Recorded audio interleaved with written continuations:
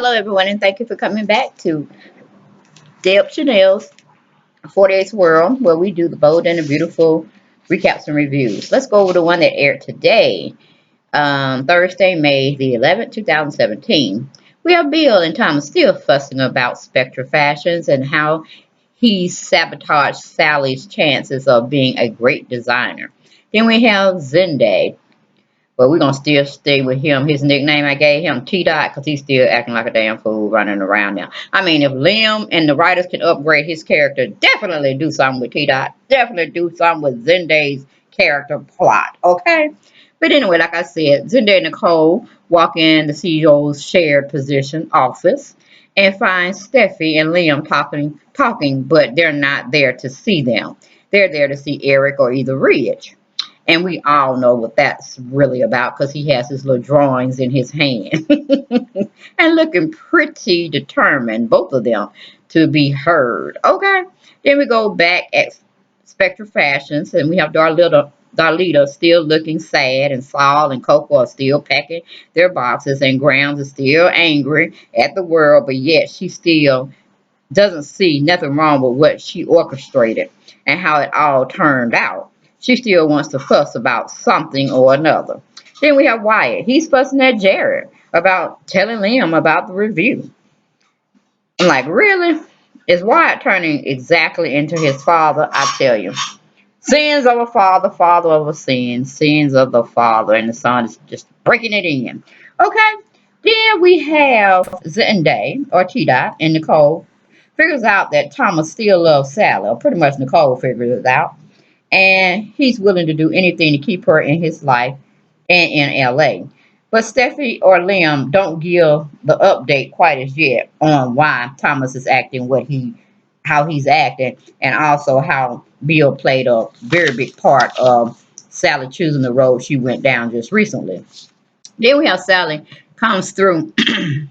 Thomas comes through for Sally once again and writes a big fat check to CJ for the 100 grand for the property and the land that Spectra Fashions resides on, making Bill look like a jerk, which he is looking like pretty much like a jerk, an asshole. Okay, the slum of the earth, or scum of the earth, I should say.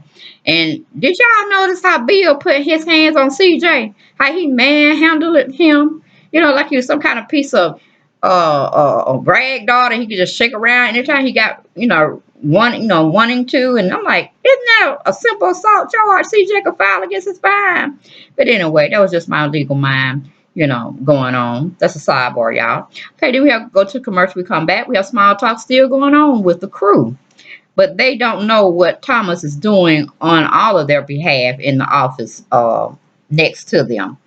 Then we have Jared is doing to Wyatt, or speaking to Wyatt in the manner he should be speaking to Wyatt's father, which is Bill Spencer. But we all know Jared's scared of his job. He love his plush job, and he don't get it up for nobody. So anytime he can drop a little dime and they do what they want to do with it, it's okay.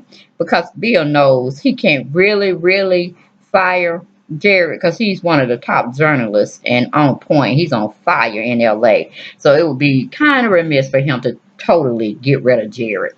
It'll hurt his journalism part in the what do you call it? Journalism world, I guess, or author's world, since he is a publication type company, like a book source company.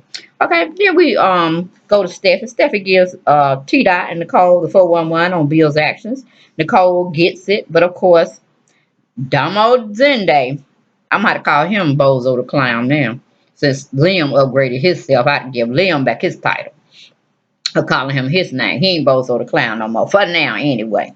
So I guess they can share. We can call T Dot Bozo the Clown too.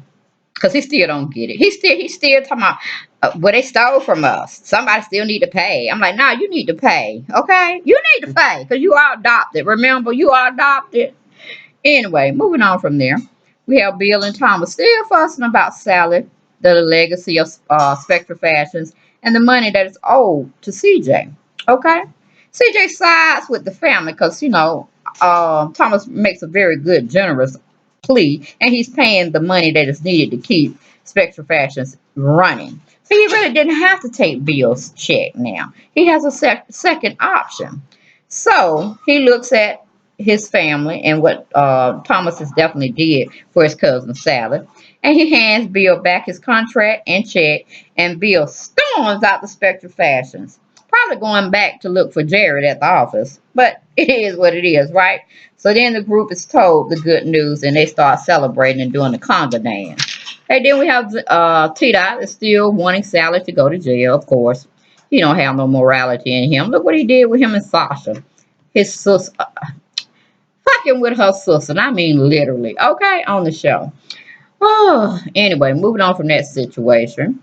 We have Steffi thinks Sally and Spectra Fashions is out of business. But au contraire, she really don't know. Her brother went over there to voice his opinion on what Bill Spencer did, but he plopped down 100 grand. Okay, 100 grand. I'm like, hi, and Sally, you better stay with that man.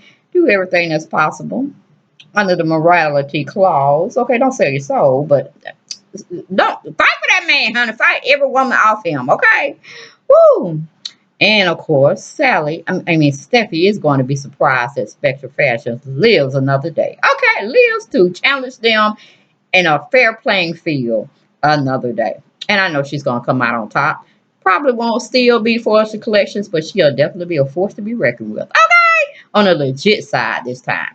Okay, then we have Bill runs back to Spencer Publications and complains to his eldest son, who is definitely waiting for him and looking strangely like him these days.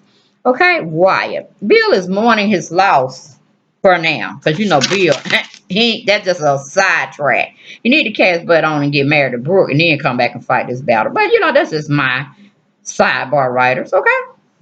Then we have Silas telling them everything about Thomas saving them by bailing them out of debt, what Bill Spencer did to get them into the situation, even though it still don't excuse the actions that they brought on themselves. And Saul is seeing Thomas in such a new light. He thanks Thomas for everything he's done for them and Sally.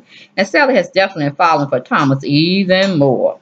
What a man, what a man, what a man, what a mighty good man. Okay, we can't call him father the leader no more because Thomas definitely is holding his morality down and he's definitely forming what I think Eric would call a responsible, due diligent type of young man. Okay. Then Graham tells Thomas thank you. She would stop calling him all the names, or she would take back all the names that she called him behind his back that weren't so pleasant. And Thomas just looked at her like, Graham, sit down. Go play bingo. Please go. Go bake a cake or something. Then we go to commercial. We come back. We have Liam talks with Steffi on a quiet note to stay out of Thomas and Sally's love life. Okay. He gives her a little knowledge there. And he said, just give it a chance. Give them a chance. You know, you got too much else to worry about, which is us. So only Liam can tame Steffi, for now anyway, for now. Then we have Grams and the crew still doing the Congo line dance and talking about everything, what their future holds, and this, that, and the third. And Coco is definitely reminding them that they need to stay legit and always remember how much trouble they, you know, got away with and, you know, still able to stay in LA and try to hold their heads up high, you know. And of course, Graham's looking at her like, girl, if you don't sit your ass down, I ain't sorry for nothing I did. But she said, okay, let's celebrate. I was like, oh, Lord. Then we go to our last and final scene of today's episode. We have small talk still going on with Sally and Thomas. Thomas tells Sally about Steffi's part and telling him about what Bill Spencer did, which led him to come do what he did. And they're both tickled pink to be back in each other's arms. The playing field is fair enough for them now. And hopefully their writers will let them have a beautiful relationship. Okay? No more sabotaging, no more doing anything, stealing designs, that and the other. Just a fair fight on the fashion world floor. Okay? But that's all I had, guys, for the Bold and the Beautiful episode that aired on today, Thursday, May the 11th. Blessings to you all, and I'll be back hopefully tomorrow, God willing, to give y'all more play by play, blow by blow of the Bold and the Beautiful. Good night, guys. Bye bye.